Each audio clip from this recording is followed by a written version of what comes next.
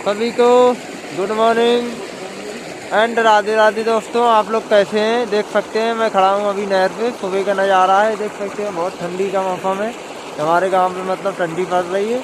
और हम कुछ पहन के नहीं आए हैं, यहाँ पे आए थे नहर पे, देख सकते हैं। और ये पानी गिरता हुआ नज़र आ रहा होगा, ये देख सकते हैं आप।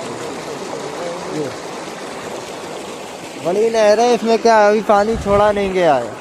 ये कहीं दूसरी जगह से आ रहा है, इसके लिए कम पानी आ रहा है। नहीं तो ये नहर बहुत ऊपर से चलती है और लोग नहाते टाइम डूब जाए तो मरने का भी खतरा रहता है।